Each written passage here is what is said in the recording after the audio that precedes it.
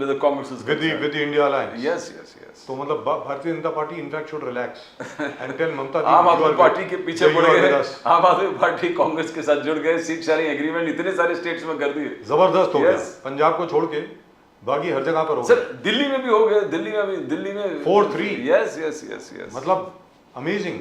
3 सीटों पर कांग्रेस लड़ेगी, 4 सीटों पर आम आदमी पार्टी लड़ेगी। और याद रखें ये वही कांग्रेस है जिसने 15 साल तक कंटिन्यूअसली दिल्ली स्टेट में राज किया है।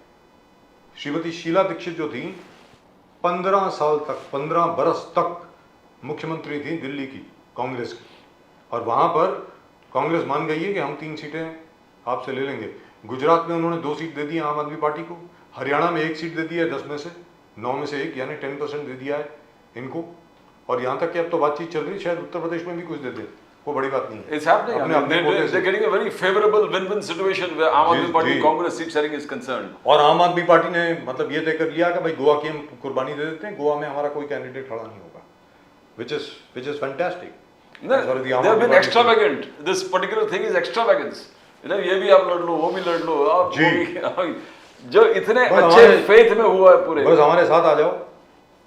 और यहाँ पर I was so happy to see. देखिए साहब, ये पूरी डेलीगेशन को लीड कर रहे थे कोई दिल्ली का कोई लोकल आदमी नहीं था प्रदीप जी। अगर मान लीजिए आदरणीय सम्माननीय अजय माकन जी होते तो ये कभी नहीं होता।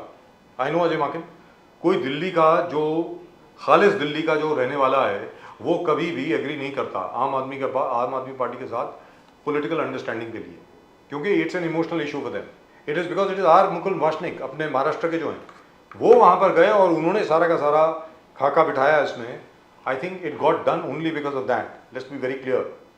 So, and by the way, we have Mr. Mahmood Deshmukh from the आम आदमी पार्टी with us. और आपको ये भी याद दिला दें कि आज एनिवर्सरी है, एक दुखद एनिवर्सरी है। मनीष सिसोदिया जी को आज 1 साल हो गए जेल में। तो मेरा ये कहना है कि अगर उन्होंने कुछ गुनाह किया भी हो तो 1 साल जेल में रख गया। मतलब जैसे आप बार बार कोट करते रहते हैं प्रदीप जी कि हरीश साल्वे साहब जो बहुत बड़े वकील हैं सुप्रीम कोर्ट के, one of the most amazing men. He used to be Attorney General also of India, and he's argued the case of Kulbhushan Yadav free of cost in the International Court of Justice for the government of India. जैसे उन्होंने कहा कि भाई देखिए आपने किसी के ऊपर भी केस जो मर्जी हो, नॉट जस्ट मनीष सिसोदिया, जिस मर्जी के ऊपर हो, he has not talked about Manish Sisodia ever, कि भाई आपने उसका अकाउंट आपने फ्रीज करके रख दिया, उसका पासपोर्ट आपने इम्पाउंड कर दिया है, बाकी सब चीज़ उन्होंने अटैच कर दी है, और आपने पुलिस को निगरानी भी दे दी है कि ये कहीं बाहर नहीं जाना चाहिए, he can not go anywhere without police permission. तो उसको जेल में रखने का फायदा क्या है? और 1 साल तक आपने जिस आदमी को जेल में रखा है तो आपकी इन्वेस्टिगेशन कंप्लीट हो गई होगी जहां तक मैं समझता हूं।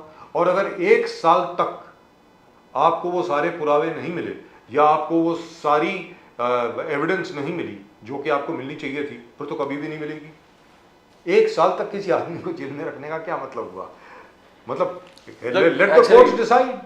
Bhai, whosoever is innocent or guilty, if he is guilty, hang him. But let him at least come out on bail. I mean, this is a classic example of encroachment of personal liberty of individual which the Constitution prohibits. Yes. And any strong court would actually take cognizance of it and free the person. Because how much are you without evidence? कितने आप आदमी के personal liberty को रोक कर उसको jail में रखोगे in captivity? That's against the basic tenets of the law, and it's been happening where it is concerned. Sir, the Supreme Court has become a political weapon. Pradeep ji, you yourself have quoted the Supreme Court, Bilkul. many Supreme Court benches, not just this one, as having stated very clearly, bail is the norm, jail is the exception. अब ठीक है, आपको custodial interrogation करनी थी काफी लोगों की जो पीएमएलए में prevention of money laundering act में जो अक्यूज्ड हैं, आपने कर ली। अब उसको जुडिशियल कस्टडी में क्यों रखा हुआ है? क्योंकि बाकी विटनेसेस के भी आप स्टेटमेंट ले चुके हैं। It is not as if he can influence any other witness, because all the evidence granted given in front of the IO of the ED is acceptable in court, वो change नहीं होती है। It is not like the CBI और it is not like a police investigation. All whatever statement that you give in front of the Directorate of Enforcement is acceptable in court, so it can't be changed. So why have they kept that fellow in jail? I mean, I don't know. I find it strange. 1 year in jail is a long time, very frankly speaking. Very, very well. When you talk about 1 day in jail is a long time. Yes, I mean this is 1 sad. year is unacceptable. Let's go across to Mahmood Deshmukh साहब. Mahmood Deshmukh साहब, नमस्कार. नमस्कार. नमस्कार sir, नमस्कार. तो आम Aadmi party और कांग्रेस की बहुत अच्छी अलायंस होगी, बहुत अच्छी अंडरस्टैंडिंग हो गई अलग अलग स्टेट में, दिल्ली में भी, गुजरात में भी, हरियाणा में भी, गोवा में भी। बहुत जबरदस्त हो गया साहब ये तो। आपको मुबारकबाद, बधाई हो आपको कि मतलब बहुत बहुत शुक्रिया। आप लोगों ने तय कर लिया कि किसी भी तरीके से हम लोग बीजेपी को रोकेंगे।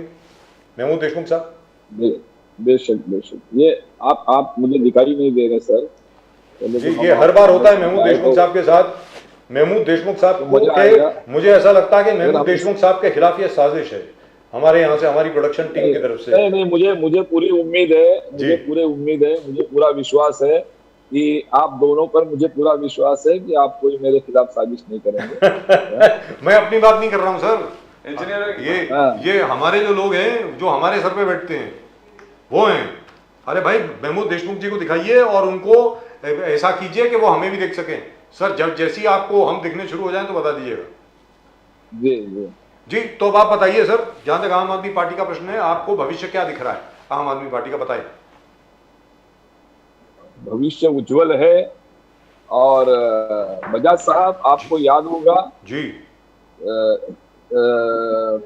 शायद मेरे ख्याल से इसके पहले दो या तीसरे, मतलब 2 या 3 हफ्ता पहले, जब आपने ये कहा था कि इंडिया अलायंस मतलब टूट रहा है, खत्म हो रहा है, इंडिया अलायंस नहीं होगा। नहीं दिसत। जी जी जी, बोले सर।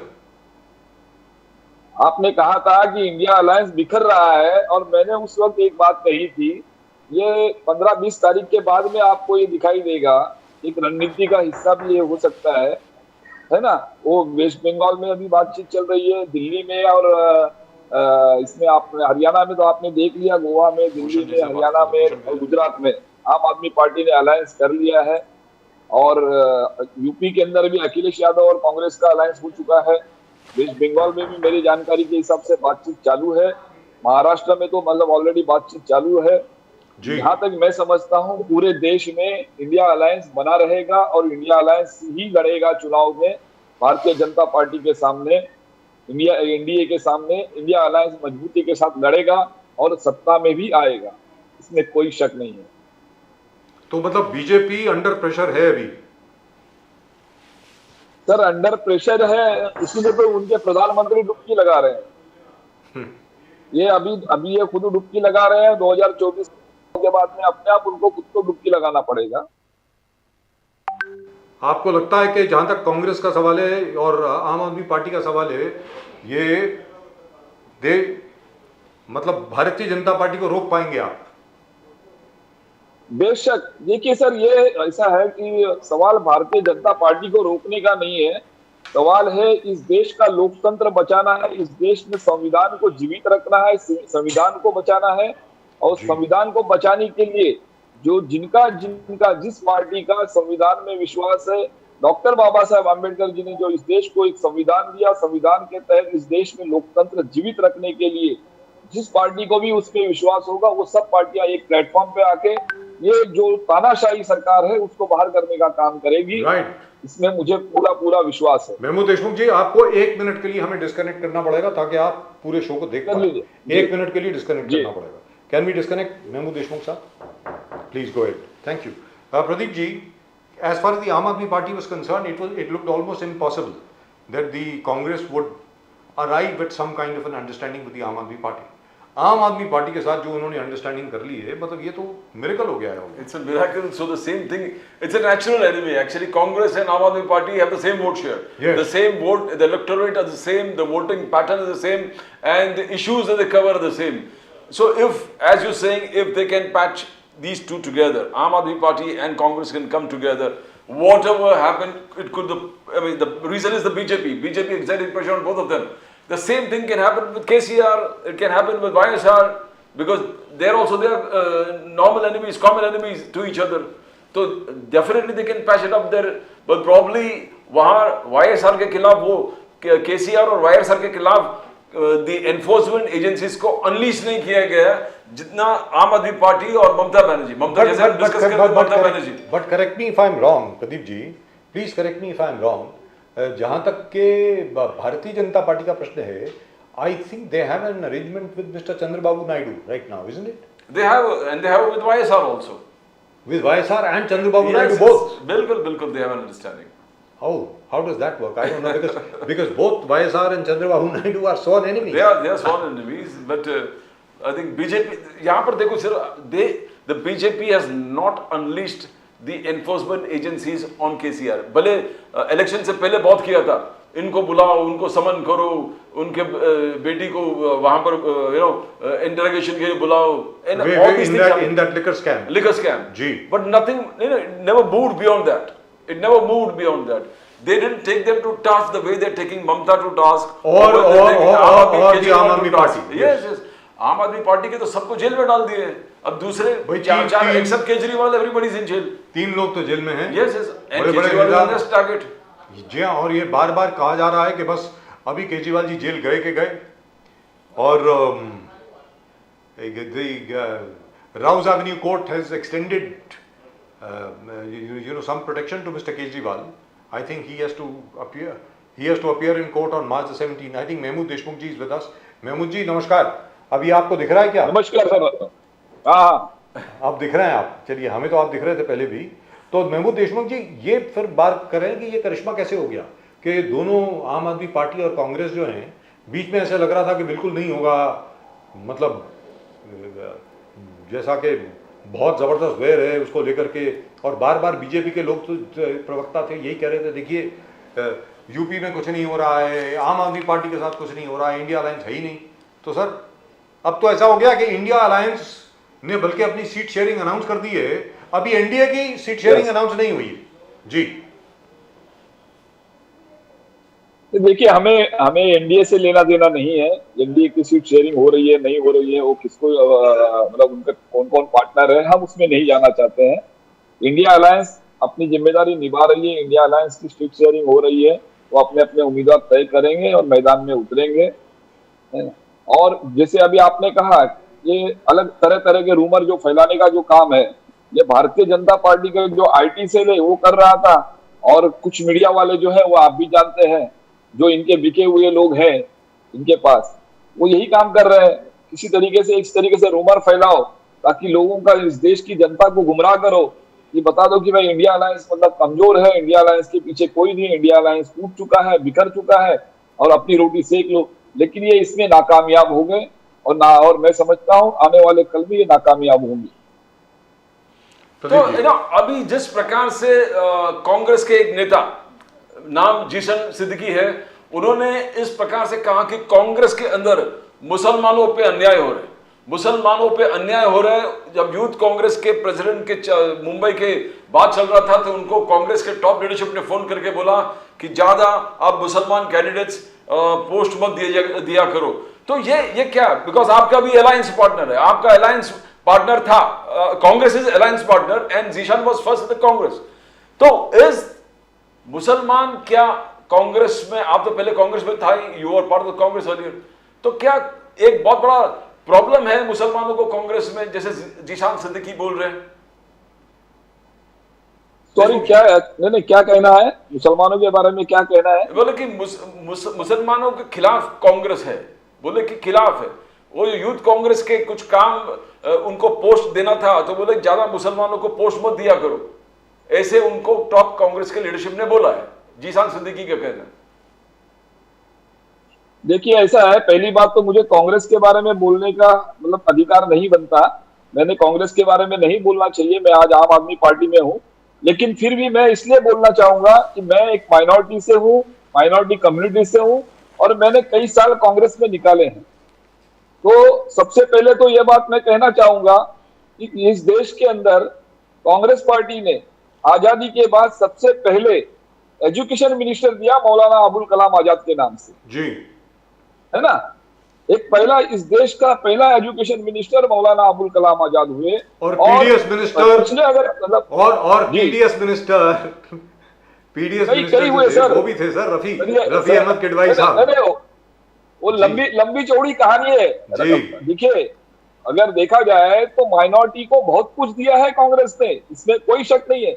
मैं आज वकालत नहीं कर रहा हूं, लेकिन मैं ये आपके चैनल के माध्यम से कहना चाहता हूं, आपके निजी स्वार्थ के लिए आप माइनॉरिटी को मोहरा मत बनाइए.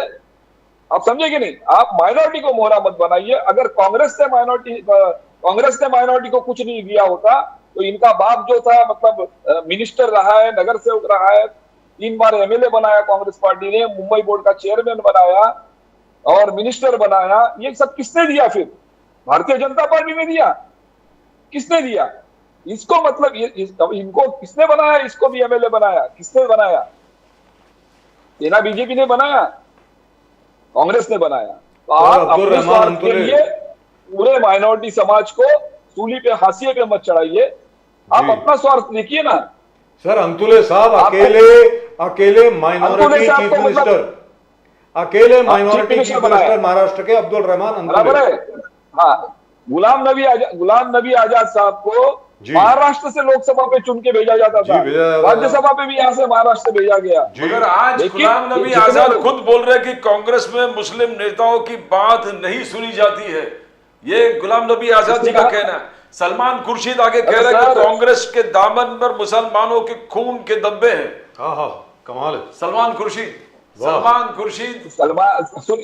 मैं वही कह रहा हूँ ना। ये इन्होंने देखिए, इनको ये आज भले ही कांग्रेस के सर पे मतलब इल्जाम लगा रहे हैं, लेकिन मैं समझता हूँ अगर मुसलमानों का सबसे ज्यादा नुकसान अगर किसी ने किया होगा, इन माइनॉरिटी से लीडर लोगों ने किया है। ये माइनॉरिटी के कोटे से तो मतलब लीडर बन गए, एमएलए बन गए, एमपी बन गए, मिनिस्टर बन गए, लेकिन इन्होंने सिर्फ अपनी 10 पीढ़ियों का भला किया है, न कि किसी मुस्लिम समाज का भला किया। आप मुझे बताइए ना, कौन सा मुस्लिम समाज के नेता ने मतलब कॉलेज बनाए, हॉस्पिटल बनाए मुसलमानों के लिए? कुछ नहीं बनाया। बल्कि इनके 10-10 5 स्टार होटल्स मिलेंगे, फैक्ट्रीज मिलेंगी, बड़े बड़े मतलब शॉपिंग मॉल मिलेंगे। हाँ, तो इन्होंने माइनॉरिटी को बेवकूफ बनाया, न कि कांग्रेस पार्टी ने बेवकूफ बनाया हुआ है, और न कांग्रेस पार्टी ने किसी के साथ में गलत किया है जी। गलत तो इन्होंने किया है। और जब ईडी का मसला आया है, ये गए हैं किस लिए? आज आप किसके साथ गए हो? अजीत पवार के साथ में। अजीत पवार कौन है? अजीत पवार किसके साथ बैठे हैं? भारतीय जनता पार्टी के साथ बैठे हैं। वही भारतीय जनता पार्टी है ना जिसने मुसलमानों को सबसे ज्यादा तकलीफ दिया, दुख दिया हुआ है। आज वो भारतीय जनता पार्टी के साथ में बैठने में आपको मतलब फख्र महसूस हो रहा है। तो एक समझने की बात है, ठीक है, आपकी निजी बात है, आपका निजी स्वार्थ है, आप जाइए, लेकिन पूरे समाज को हाशिए पे मत चढ़ाइए, पूरे समाज पे क्वेश्चन मार्क मत लगाइए। मैं ये कहता हूं, आज भी मुस्लिम समाज जो है ये मतलब सेक्युलर समाज है। देखिए, भले लोग कुछ भी इल्जाम लगाते होंगे, सेक्युलर वोट सेक्युलर फोर्सेस के ही साथ रहेगा, ये आप मान के चलिए। और कोई अगर ये समझता होगा कि मुस्लिम समाज हमारी जागीर है, ये गलतफहमी है, ये आने वाले कल में उनको समझ में आ जाएगा। सर एक चीज तो हमें माननी पड़ेगी, और ये मैं बार बार कह चुका हूं, ना जाने कितनी मर्तबा बोल रहा हूं। एक अकेली पार्टी है जिसने आज तक कभी हिंदू वर्सेस मुस्लिम नहीं किया, जिसने आज तक कभी मंदिर मस्जिद की बात नहीं करी, सिर्फ विकास की बात करी, वो आम आदमी पार्टी है। आम आदमी पार्टी ने कभी मंदिर मस्जिद नहीं किया है। उन्होंने कहा कि भैया हम अच्छे स्कूल देंगे, अच्छे अस्पताल देंगे, हम लोग स्लम्स का फायदा करेंगे, पानी मुफ्त में देंगे, बिजली मुफ्त में देंगे, उसके अलावा महिलाओं की सुरक्षा के लिए एक एक काम करेंगे, महिलाओं के यातायात के लिए उनको मुफ्त में हम बसों में पूरी की पूरी हम सुविधाएं देंगे। ये अकेले आम आदमी पार्टी ने किया। आज आम आदमी पार्टी ने जो स्टार्ट किया, जो शुरू किया, अब तो भारतीय जनता पार्टी भी उसको कॉपी कर रही है। महमूद देशमुख साहब, कॉपी करने दीजिए ना, नकल तो करेंगे, नकल करके भी ये कामयाब नहीं होंगे क्योंकि इनकी नीयत सही नहीं है। देखिए, आम आदमी पार्टी सक्सेस है, उसका एक ही कारण है कि हमारे राष्ट्रीय नेता अरविंद केजरीवाल जी जो दिल्ली के मुख्यमंत्री है, वो एक ईमानदार नेता है जी। आपने देखा होगा, सिर्फ एक ऐसा शख्स है, 7 नोटिस आई है ईडी की, लेकिन अरविंद केजरीवाल जी झुके नहीं है और न डरे हैं क्योंकि ईमानदार हैं। बाकी आप देख रहे होंगे, ईडी की नोटिस आ जाती है, एक फोन आ जाता है, ये चल देते हैं, बीजेपी का दामन थाम लेते हैं। क्यों? कि कहीं ना कहीं इनके हाथ पत्थर के नीचे दबे हुए हैं। लेकिन अरविंद केजरीवाल जी ललकार रहे हैं कि भाई आपको जो करना है वो कर लीजिए। और आप सोचिए कि जब सुप्रीम कोर्ट के अंदर मैटर है, 16 मार्च का डेट मिला हुआ है, उसके बावजूद ये नरेंद्र मोदी सरकार ईडी से नोटिस निकलवा रही है, झूठी नोटिस निकलवा रही है, डराने के लिए, धमकाने के लिए कि आप कांग्रेस के साथ अलायंस मत कीजिए, अगर आप अलायंस करेंगे तो हम आपको अरेस्ट कर लेंगे। अरे भाई, अरेस्ट करके क्या आप फांसी पे चढ़ाओगे क्या? आप एक अरविंद केजरीवाल को अरेस्ट करोगे, इस देश के अंदर हर राज्य में, हर शहर में अरविंद केजरीवाल गिरफ्तारी देगा, हर कार्यकर्ता अरविंद केजरीवाल बन के गिरफ्तारी देगा और इनका जीना हराम करेगा, इनको नंगा किए बगैर रहेगा नहीं। ये आप जरांगे पाटिल जी जिस प्रकार से, बिकॉज जिस प्रकार से एकनाथ शिंदे जी, देव फडणवीस जी, अजित पवार जी उल्लास मना रहे थे, सेलिब्रेशन कर रहे थे, जिस प्रकार ट्विटर में ट्वीट्स बोल रहे कि 1 लाख एक मराठा लाख मराठा, ये आरक्षण मराठाओं के लाभ के लिए है, जो एकनाथ शिंदे जी सब एकदम उल्लास मना रहे थे। फिर जरांगे पाटिल जी जिस प्रकार से आंदोलन पे बैठ गए, बोले कि नहीं हम नहीं मानते, ये हमारा जीत नहीं है। तो ये क्या होगा, ये क्या आप क्या समझते हो? अभी बीजेपी का कहना है कि जो जरांगे पाटिल कर रहे हैं, ये बोलता है कि ये तुतारी बोलते है, यानी शरद पवार जी का तुतारी बोल रहे या तुतारी उनसे बुलवा रहे हैं। तो आप क्या, और जो आरोप लोग लगने लगे शरद पवार जी पे कि शरद पवार जी इसको फाइनेंस कर रहे हैं, शरद पवार जी पूरा रचना किया है, हर चीज शरद पवार, तो क्या आप देखते हो कि जीत है हार है? भुजबल इतना बिल पास होने के बावजूद भी भुजबल साहब भी नाराज है, जरांगे पाटिल भी नाराज है, तो खुश कौन है, कौन खुश है? देशमुख जी। देखिए प्रदीप जी, मैं बहुत पहले से कहते आया हूं, ये ड्रामा चालू है, ये खेल चालू है।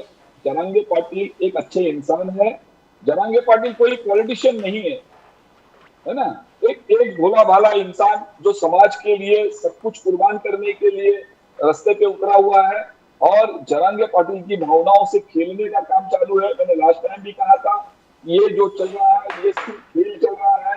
मराठा समाज को आरक्षण देने की इनकी नीयत नहीं है, और मराठा समाज वर्सेस ओबीसी समाज ये लड़ाने का काम चालू है।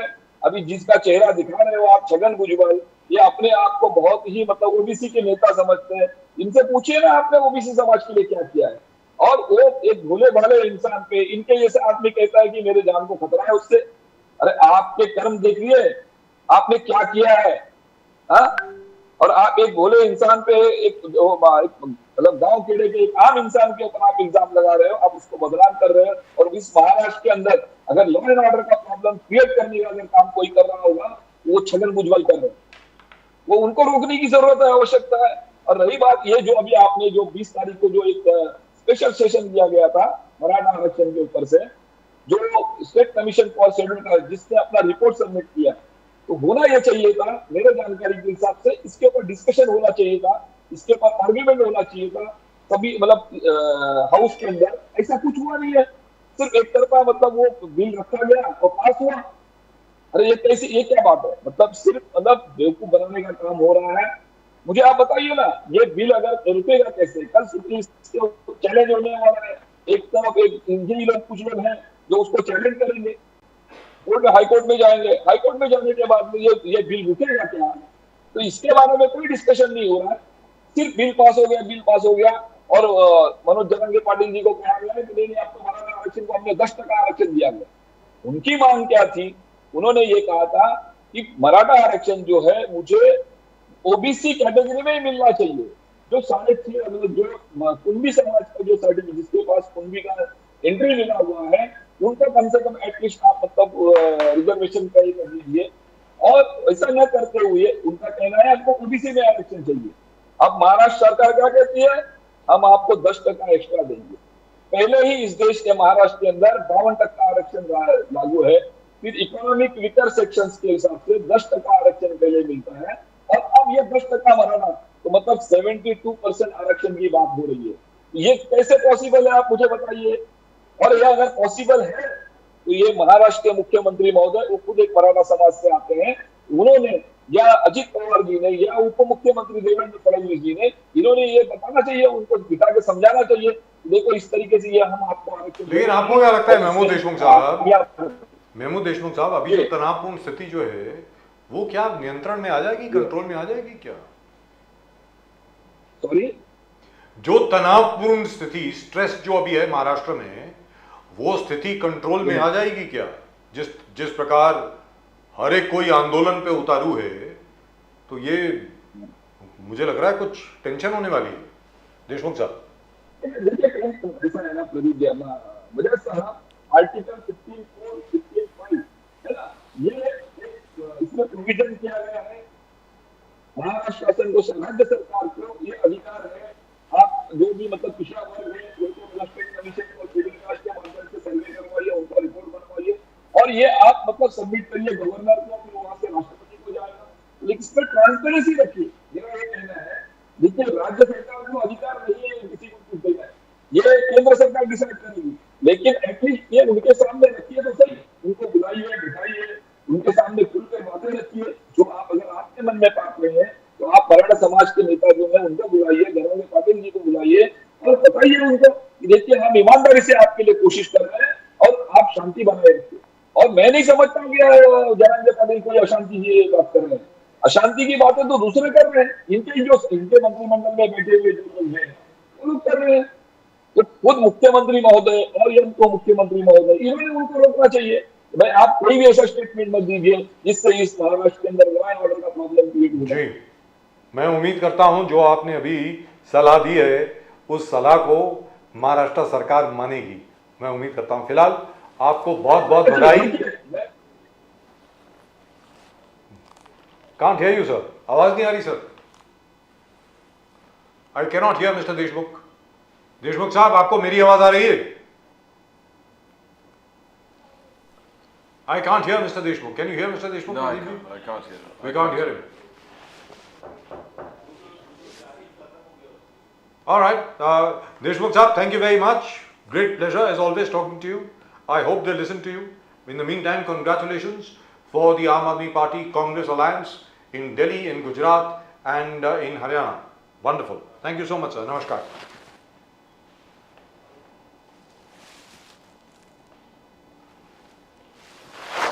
Oh dear, that Bluetooth Oh, yeah. creates a problem. Anyway, we'll get back to Mr. Mahmood Deshmukh.